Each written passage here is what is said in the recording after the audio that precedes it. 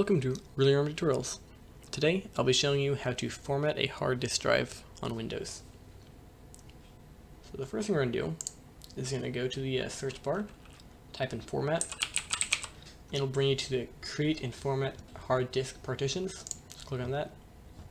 We get a full screen, and here we want to format disk 0. It'll be the 1 terabyte M drive.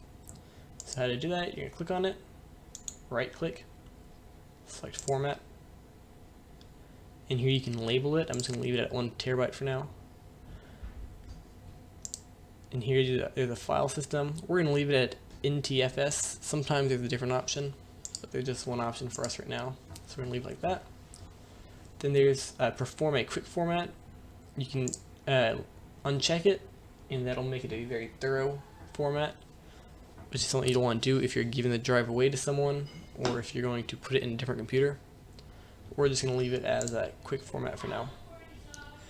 Then you're going to click OK, and here it'll ask you if you really want to format it. We're going to select OK, and it'll start formatting. When it's done, and look finished, you can go back to your file manager, go to this PC, and see it's completely empty. So that's how to format a hard disk drive on Windows. If you enjoyed the video or learned something, please like and subscribe. Thanks for watching.